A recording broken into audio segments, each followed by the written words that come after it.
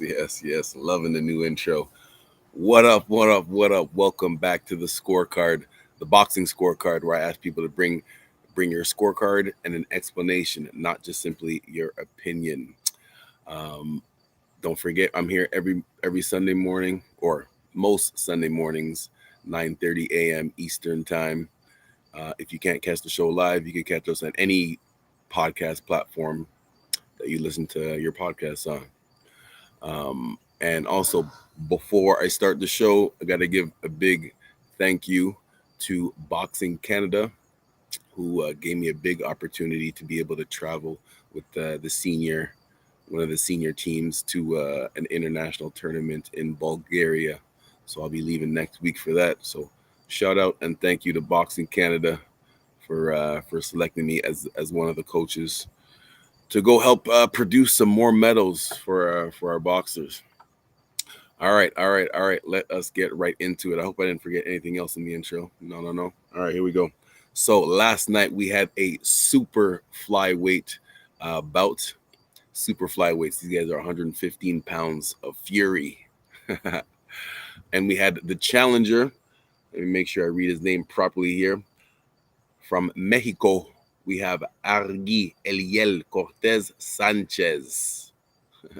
From Mexico City, Mexico. He has 28 professional bouts with a record of 23 wins, 3 losses, and 2 draws.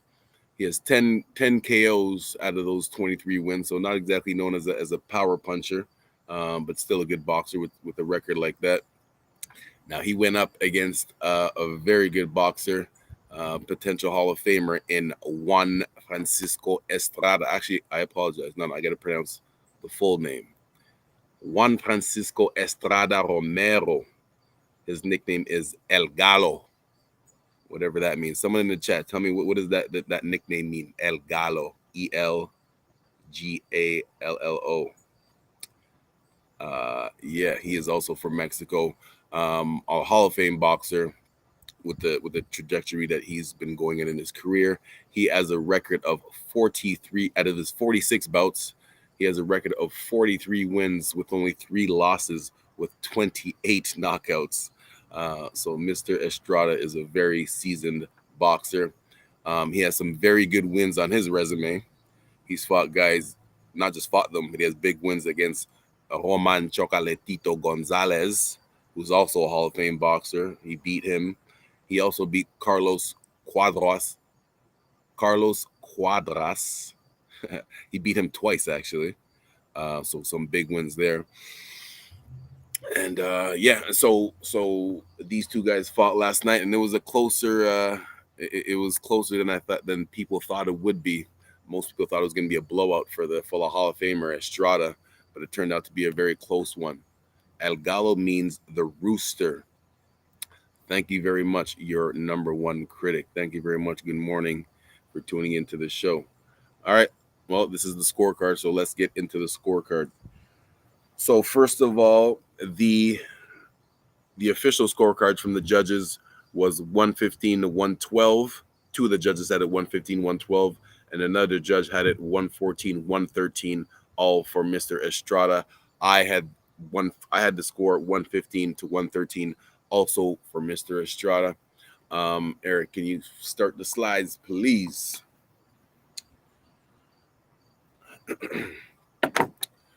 So this was on that undercard. See those the 2 females that fought in that undercard, Cruz and Marjanovic. Marjanovic is actually Canadian. She's from out west. A very good boxer. She's still in her career now. I was gonna say had a very good career. She's right now she's training in at Crunk Gym with Sugar Hill, one of the best coaches in the game right now. She lost a close one last night to Cruz. It was a good one, but unfortunately the Canadian lost. But yeah, let's get into the scorecard. Next slide, please. Next slide. So I said my official scorecard was 115 to 113, which was the same as 2 of the judges, but this was very close. I had specifically, how many close rounds did I had? I had 1, 2, 3, 4, 5 rounds that I marked as close rounds. Now to break it down, I specifically gave Estrada 4 Out of those 5 rounds that I marked as close rounds, 4 of them I gave to the champion Estrada, and 1 of them I gave to Cortes. Now, this is how close, the outcome could have changed just by 1 round. If I would have just simply gave 3 of the rounds to Estrada and 1 of them to Cortes, the score would have been 114, a draw, right? That's how close 1 round could change the trajectory of your career. Because like I said, this guy Cortes, he's not really a known boxer, good record, but most of his fights were in Mexico and that nobody has watched or nobody knows the guys he really fought. So doesn't really have a name for himself. This win right here his career could have boosted up like that. But just 1 round, well, I say 1 round, that was my scorecard. Actually, no, 2 of the judges had it the same thing too. So 1 round, if he could just done a little bit extra for 1 or 2 rounds to pull out the victory, his whole boxing career might have changed. I mean, he's still gonna have a very good career ahead of him, still to come. But that's how close it could have been. I didn't really write down too many notes for each round, and I have to admit too, it doesn't happen too often. I'm usually 100% alert when I'm watching the matches, but a little extra tired yesterday. A little extra tired last night when I was watching the fight. So there was once or a couple of times for a few of the rounds, not a lot of the rounds, but maybe 2 or 3 rounds where I might have fell asleep for about 10-15 seconds, turn around. But I still watched 3/4 of the round, or at least half the round. So the scoring's a little bit off. I will admit that. Good morning, my man, Mike Gore. What up? What up? Yes, I am in the den. So first round, Estrada landed a bit more and cleaner. Second round, the first 2 rounds I marked as close rounds. So right off the bat, these guys were going at it. The second round, I didn't have any notes for the second round, but it was a very close round. Third round, no notes for the third round. Fourth round was the first round that I gave to Cortes. The fourth round was the first round that I gave to Cortes, and my notes were he simply landed cleaner with busier combinations. One thing with the little guys, and these guys are 115 pounds, it's more of speed and these guys basically throw a lot more combinations. So it's hard to really differentiate how, what they're doing, whether they're specifically working the body or coming to the head. Because these little guys, their combinations, they throw like between 6 and 7 punches. Most, if you're 154 pounds and up, usually if you're throwing a combination, it's about 3 or 4 punches. 3 or 4 punches. But the smaller guys, they get about 6 or 7 punches in. So sometimes it's hard to when I'm writing notes in between to give the exact reason why. Fifth round. Oh, I see the notes coming in the chat. I'm gonna get through my scorecard first, and then I'll get to the chat. Round 5, I also gave to Mr. Cortes. My notes for that was Cortes continues his momentum the way he did in the 4th with the pace that he was keeping up. The 6th round, I marked as a close round, but I gave it to Estrada. My notes were Estrada landed cleaner and more. His defense is suspect though. So yeah, exactly that. Estrada was his accuracy was better with the punches that he was landing, but at the same time, his head was snapping back with the punches that were being landed on him, which wasn't as much. That's why he still won the round. But the times he did get caught, it was pretty obvious. Round 8, I gave to Mr. Cortes. Cortes actually landed cleaner and more accurate in that round. Round 9, I gave from round 6 to the rest of the fight. It was basically back and forth. Round 9, I gave to Estrada. He was controlling the action, cutting the ring off. That was the part where he kind of separated himself, showing his experience, cutting the ring off. So that's where I gave to Estrada. Rounds 10 and 11, I gave to Mr. Cortes, specifically round 10. Cortez's punches landed. Cortez's punches looked like they did more damage as far as, the way they were landing on Estrada. So I gave round 10 to Cortes. Round 11, I marked as a close round. Round 11, I marked as a close round, but that's the round that I gave to Cortes. And no notes for that one, but it was a close round. And the 12th round, I also marked as a close round, and I gave that one to Estrada. I just simply wrote Estrada landed cleaner and a little bit more. And as you can see, my exact scorecard there. We can keep it going now with the rest of the slides now. Thank you very much, Eric. So yeah, man. It's gonna get my highlights up here. It was a back and forth fight. Estrada controlled, as I said in my notes here, he controlled the first half of the fight, and Cortes started to come back afterwards. I think one of the things that made a difference. Yeah, I wrote that in my notes here. Of course, I always pay attention to the coaches and who's in their corner, and what's going on, what they're saying in between rounds, and if the boxer's going to follow that, when the round starts. The challenger, Cortes, he had legendary coach Nacho Beristain in his corner. Mr. Beristain coached a lot of Hall of Fame boxers, including Juan Manuel Marquez and a lot of the Hall of Fame Mexican boxers. That was who was in the challenger's corner, the guy on the right, Cortes. And the adjustments that Cortes made in the second half of the fight, not really in the second half of the fight, he just really picked up the pace a little bit. He picked up the pace. He didn't have so much breaks in between counter punching. And so, yeah, he did a very good job. And I really think it has something to do with the coaching. Nacho Beristain in his corner. All right. Let me get to the comments in the chat. Good morning. I already said good morning. Your number one critic. If you got any other comments, your number one critic, I appreciate the constructive criticism. What up, Mike? Good morning, Eddie Barrington. Good morning. What else you got? That's the Cortes started landing. That's around the Cortes started landing punches. Oh, around. I'm not sure what round you're talking about, Mike. I'm going back right now. What round were you talking about? Mr. Barrington wrote, I like the new slides, the scorecard. Good idea. I appreciate that. Did you see the fight last night, though, Eddie? Let me know what your thoughts are. If you didn't score the fight, what did you think of it? Actually, it wasn't really a high-level fight. It wasn't really promoted that much during the week either. I only even found out about it on Friday.